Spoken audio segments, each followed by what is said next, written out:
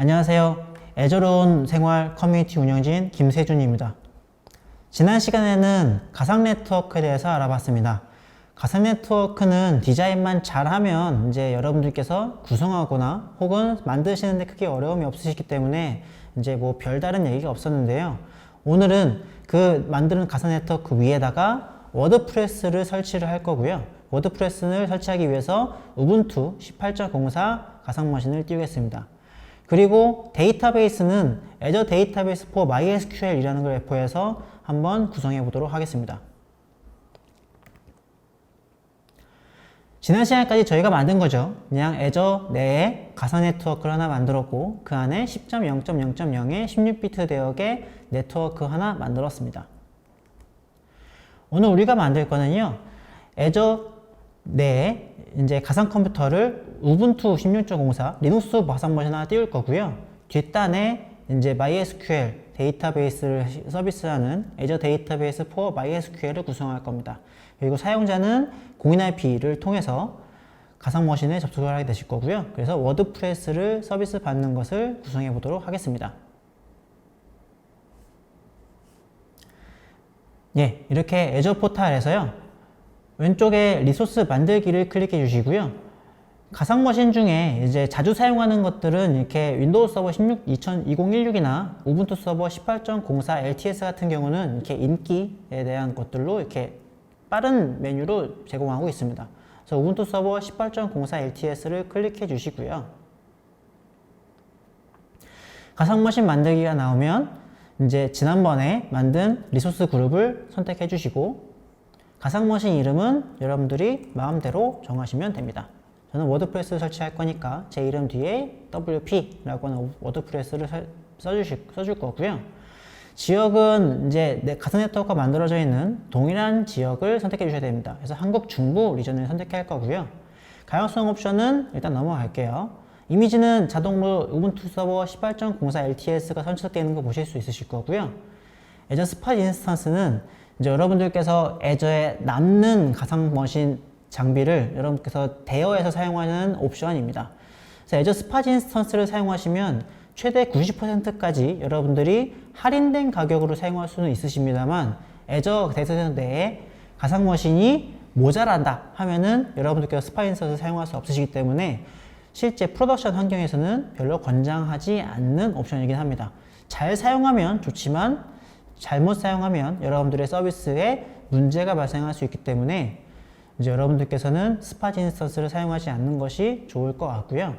크기는 이제 여기 드롭다운 메뉴를 눌러보시면 이렇게 제공하고 있는데요. 저희는 요걸 사용할 거예요. 월 10,000원 밖에 안 하죠. 근데 여러분들이 선택할 수 있는 거는 요만큼만 있는 게 아니고요. 모든 크기 보기를 클릭해 보시면 이제 가상 머신들이 더 나옵니다. 여기도 별로 없어 보이죠? 밑에 모든 크기 보기를 한번 더 눌러보시면 이제 스크롤이 엄청 작아졌죠? 그래서 이만큼의 가상 컴퓨터를 여러분들이 선택하실 수 있습니다. 그래서 여러분들이 입맛에 맞는 CPU와 메모리 그리고 데이터 디스크에 대한 최대 IOPS 그리고 임시 디스크도 제한하고 있으니까 이런 것도 확인해 보시면 좋을 것 같고요. 가장 유용한 거는 바로 이 제일 마지막에 있는 컬럼인 월 비용 컬럼입니다. 그래서 여러분들이 어떤 가상 컴퓨터를 실행을 하면 월 얼마 정도 낼 거다라는 걸 여러분들이 예측할 수 있으시기 때문에 이거 굉장히 괜찮은 옵션이라고 생각합니다. 저희는 기존 선택되어 있는 거 할 거니까 그냥 이대로 갈 거고요. 리눅스 서버 같은 경우는 SSH가 관리자 그 패스워드 방식으로도 접근할 수 있고 SSH 키로도 접근할 수 있는데요. 저는 뭐 여기서 새롭게 키를 만들 수도 있고 기존에 있는 키를 활용할 수도 있고 기존 퍼블릭 키 여러분들이 SSH 키젠이라는 걸 사용해서 만든 키를 사용할 수도 있습니다. 그리고 암호를 클릭하시면 그냥 ID 패스워드를 입력하게 되어 있고요. 저는 일단 SSH 공개 키를 한번 만들어 보도록 하겠습니다. 사용자 이름은 Azure 유저로 되어 있는데요. 이걸로 쓰면은 이제 알려진 사용자 이름이 될 수 있기 때문에 될 수 있으면 바꿔주시는 것을 추천드립니다. 저는 제 이름을 넣을 거고요. SSH 공개키는 새로 만들어 볼게요. 키상 이름은 뭐 이런 식으로 만들어 보도록 하겠습니다. 인바운드 포트 규칙은 여러분들께서 SSH를 연결해야 되기 때문에 20번 포트는 열어주셔야 될 거고요. 그리고 저희가 뭘 설치한다 그랬죠? 워드프레스 설치한다 그랬죠? 워드프레스는 80 포트에 웹 서비스를 하니까 HTTP 80 포트를 한꺼번에 열어주도록 하겠습니다. 다음 디스크로 넘어가면요. 디스크 유형이 이제 프리미엄, 표준 SSD, 표준 SSD가 있는데요. 밑에 보시면 울트라 디스크 호환성이라는 것도 있습니다. 그래서 총 4가지의 디스크 유형을 제공하고 있습니다. 울트라 디스크, 프리미엄 디스크, 표준 SSD, 표준 HDD 이렇게 총 4가지를 지원하고 있고요. 울트라 디스크로 가면 갈수록 IOPS는 빠르고 굉장히 비싸고요. 표준 HDD로 오면 올수록 싸고 성능은 느리지만 여러분들이 사용하시는 데는 뭐 크게 문제가 없는 그런 게 될 수 있습니다. 여러분들이 웹 서비스를 사용하신다면 기본적으로 표준 SSD 정도면 어느 정도 사용할 수 있을 거예요. 그래서 저는 표준 SSD를 선택할 거고요. 암호화 형식을 보시면 기본적으로 마이크로소프트 애저에 저장되는 모든 데이터는 암호화됩니다. 그래서 여러분들이 클릭해 보시면 기본값이 애저에서 제공하는 키로 암호화를 하는 거고요. 그리고 여러분들이 별도의 키를 가지고서 디스크를 암호화하는 옵션도 있습니다. 그래서 기본적으로는 암호화 되어 있으니까 여러분들께서 뭐 디스크 암호화를 굳이 따로 하실 필요는 없으시고요. 울트라 디스크는 사용하지 않을 거니까 아니오로 넘어가겠습니다. 자, 여기서 보시면 그것까지 눌러보시면 여러분들이 조금 눈치채실 수 있는 게 디스크 용량을 선택하는 곳이 없어요. 그죠? 그 대신에 데이터 디스크를 추가할 수 있는 옵션이 있는데요. 이제 이건 여러분들의 일반적으로 서버를 사용하는 데 있어서 기본적인 소형이라고 볼 수 있는데 보통 운영체제를 운영하실 때는 데이터를 쌓는 데이터 디스크는 별도로 운영하시는 것이 좋고요. 운영체제 안에 어플리케이션이 설치되거나 다른 것들이 구성되는 것들은 보통 운영체제 디스크를 별도로 설정하는 것이 맞습니다. 그래서 여러분들께서 디스크를 별도로 구성할 수는 없고 실제 이미지에서 명시되어 있는 디스크 용량만큼 직접 만들어지게 될 겁니다. 현재 우분투 18.04는 30GB 정도 디스크가 할당되어 있습니다. 다음 네트워크로 넘어가면요. 여러분들께서 만든 가상 네트워크가 이렇게 자동으로 설정이 되시는 분도 있으실 거고 선택하셔야 되는 분들도 있으실 건데 저는 이제 이거 네트워크 하나밖에 없으니까 이렇게 자동 설정이 될 거고요. 공용 IP가 바로 외부에서 접속할 수 있는 퍼블릭 IP를 의미합니다. 그래서 퍼블릭 IP 이름이 김세준 WP IP라고 되어 있으니까 뭐 이름 괜찮으니까 그냥 넘어갈게요. 네트워크 시큐리티 그룹에 대한 보안도 아까 설정해 놓은 것처럼 80 포트도 같이 열어주고요. 가속화된 네트워킹은 이제 여러분들께서 실제 그 하이퍼바이저라는 것들을 운영해 보셨으면 아시는데 이게 sRIOV 설정이거든요. sRIOV 설정을 쓸 수 있는 가상 컴퓨터가 있고 쓸 수 없는 가상 컴퓨터가 있는데 제가 선택한 B1에 대해서는 사용할 수 없어서 끄기가 되어 있습니다. 다음 관리로 넘어가 보겠습니다. 이제 시큐리티 센터는 기본적으로는 플랜으로 보호를 하고 있으니까 굳이 여러분들께 설정하실 필요는 없으시고요. 모니터링의 부트 진단, 이제 부트 다이그노스틱이라고 하는데요. 그 부트 진단에서는 이제 실제 관리형 스토리지에다가 여러분들이 로그를 쌓아놓는 것도 있고 여러분들께서 실제 스토리지 어카운트를 만드셔서 그쪽에다 로그를 쌓을 수도 있고 사용하지 않을 수도 있습니다만 부트 진단 같은 경우는 프로덕션 환경에서는 될 수 있으면 사용하는 것을 권장하고 있습니다.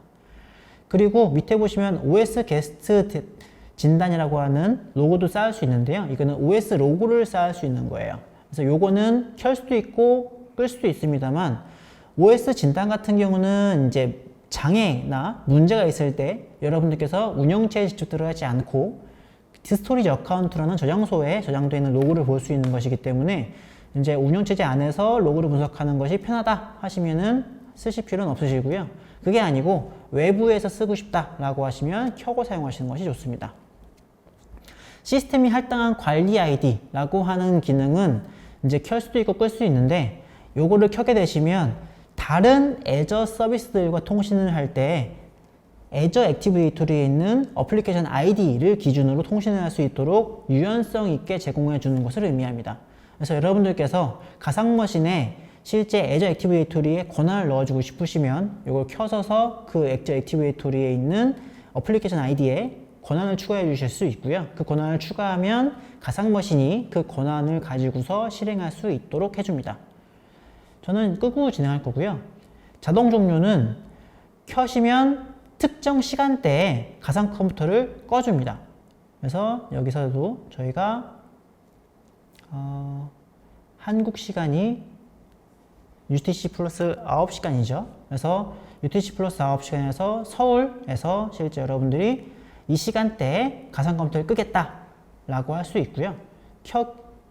실제 이 종료 전에 여러분들이 이 이메일로 알림을 받을 거냐 받지 않을 거냐 라는 것도 선택할 수 있습니다.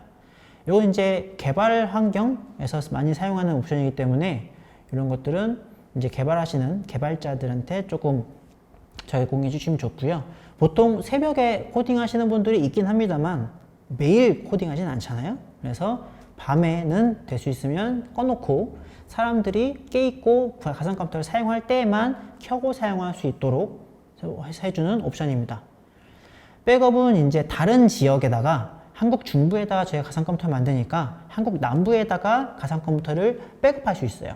그래서 여러분들이 만들어 놓은 이 가상 컴퓨터를 그대로 한국 남부에다가 만들 수 있도록 백업을 해주는 옵션이 바로 백업 옵션이고요. 요거를 켜시면 DR 옵션을 쓴다라고 보시는 것이 좋을 것 같습니다. 저는 지금은 끄고 작업을 할 거예요. 예, 다음은 이제 고급 탭인데요. 고급 탭에서는 이제 확장이라고 하는 걸로 실제 여러분들이 가상 컴퓨터에다가 어떠한 작업을 해줄 수 있으세요. 그래서 여기 확장에서 저희는 이제 워드프레스 설치하게 될 거고요. 밑에 클라우드 이닛이라고 있는데요. 이 클라우드 이닛은 이제 모든 클라우드 업체들이 사용하는 오픈소스예요.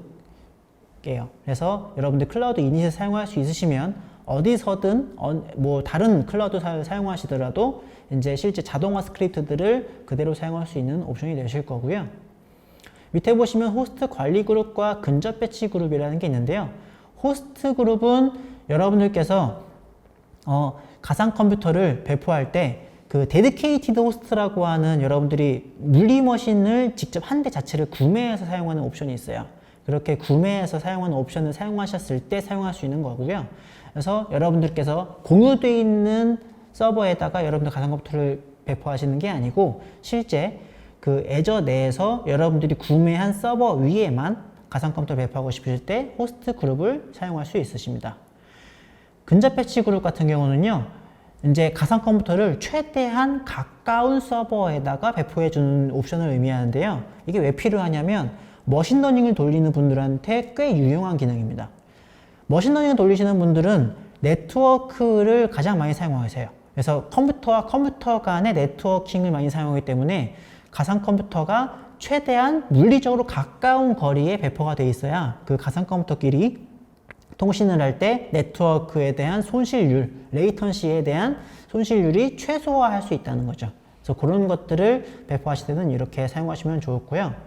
그리고 마이크로소프트 애저는 하이퍼V라는 것을 사용해서 실제 배포를 하고 있기 때문에 VM들을 생성할 때 이렇게 제너레이션 1, 제너레이션 2를 선택하게 되어 있습니다.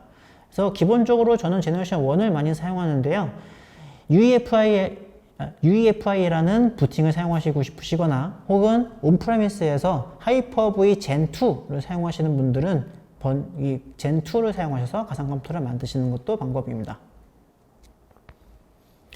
저희는 이제 워드프레스 설치한다고 했는데 저희가 이제 가상 컴퓨터 만들고 워드프레스 설치하고 뭐 이런 것들이 뭐 지금은 굳이 이렇게 중요한 내용은 아니기 때문에 저희가 스크립트를 이용해서 설치를 해보도록 하겠습니다. 설치를 할 때는 확장이라는 기능에서 설치할 수 있는데요. 설치할 확장을 선택을 클릭해 보시면 이렇게 뭐 시만텍이라든지 뭐 비주얼 스튜디오 혹은 커스텀 리눅스 스크립트, 데이터독, 다이나트레이스 뭐 이런 것 같은 여러 가지 에이전트를 여러분들이 배포할 때 가상 컴퓨터에다 설치할 수 있으십니다. 저는 이제 스크립트를 실행할 거니까 커스텀 스크립트 for 리눅스를 클릭해 줄 거고요. 요거를 만들어 보도록 하겠습니다. 확장 설치를 하는데 이제 파일을 가져와야 되는데요. 파일을 가져올 때는 옛날에는 이게 직접 업로드가 가능했었어요. 근데 지금은 스토리지 어카운트를 참조하게 되어 있습니다. 그래서 스토리지 어카운트를 만들어야 되는데 여러분들께서 스토리지 어카운트 아직 안 만들었죠? 그래서 그냥 만들어 보도록 하겠습니다. 스토리지 어카운트는 김세준 ST WPSP라고 할까요? 네, 이렇게 만들고 계정 종류는 버전 2, 버전 1은 이제 잘 안 쓰게 돼요. 그래서 버전 2를 사용하시고 복제는 LRS부터 뭐 많이 있는데 여러분들이 LRS를 쓰는 게 가장 비용적으로 저렴하니까 이걸로 해서 배포를 해보도록 하겠습니다. 이 저장소에 대해서는 뭐 이아스에 대해서 이아스를 얘기할 때는 크게 다루지는 않겠습니다만 다음번에 다른 교육들이 있으면 거기에서 이제 스토리지 어카운트에 대해서 한번 참조해 보시면 좋을 것 같습니다. 예, 스토리지 어카운트 이렇게 만들어지면 이제 배포가 성공을 했고요. 스토리지 어카운트를 클릭해 보시면 밑에 컨테이너를 만들게 되어 있습니다. 그래서 플러스 버튼을 눌러서 컨테이너를 만들어 주고요. 컨테이너는 스크립트라고 만들어 주겠습니다. 공용 액세스 수준인데요. 공용 액세스 수준은 프라이빗은 누구도 접근할 수 없습니다. 그냥 여러분들께서 SAS라고 하는 시큐어 액세스 시그니처라고 하는 값을 가지고 있거나 혹은 애저에 로그인되어 있는 인증값을 가지고 접근할 수 있는데요. 가상 컴퓨터가 여기에 접근하려면 이제 누구든 읽을 수 있는 읽기 전용 액세스로 바꿔주셔야 됩니다. 그래서 블럽이라는 공용 액세스 수준으로 바꿔주셔서 만들기를 해주시고요. 스크립트 폴더 안에다가 파일을 업로드 하겠습니다.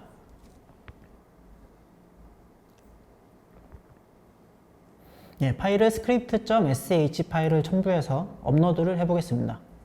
그러면 이렇게 업로드가 됐고 이 파일을 체크해서 선택해 주시면 이렇게 스크립트 파일이 업로드 됐고 거기에 커맨드도 요 스크립트 sh라는 파일과 동일한 명으로 있는지 한번 확인해 주시고요.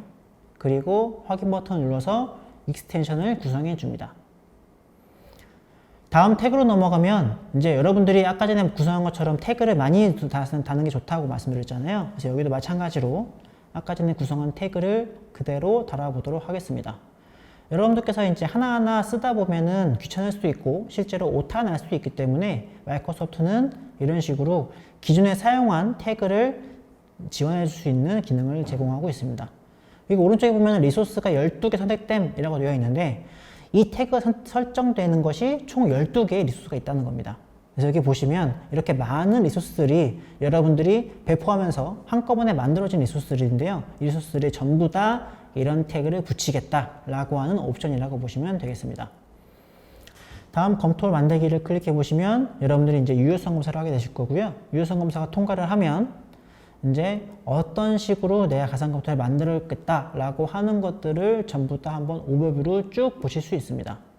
그래서 한번 쭉 훑어보시고요. 태그 되게 많이 달리죠? 쭉 확인해 보시고 만들기 버튼을 클릭해서 가상 컴퓨터를 배포해 보도록 하겠습니다. 이제 가상 컴퓨터를 배포할 때 아까 전에 저희가 그 SSH 키를 만들었잖아요. 만들게 되면은 그 만든 키상을 다운로드를 할 수 있고요. 프라이빗 키를 다운로드 해서 여러분들이 그 키를 다운로드 받아 놓으시고 배포를 시작하도록 하겠습니다. 배포 초기화 중 진행하고요. 가상 컴퓨터가 배포되는 데는 한 3분에서 5분 정도 소요가 되고요. 가상 컴퓨터가 배포되는 데는 뭐 애저에서 알아서 배포가 될 거니까 그냥 그렇게 배포하도록 놔두면 될 것 같습니다.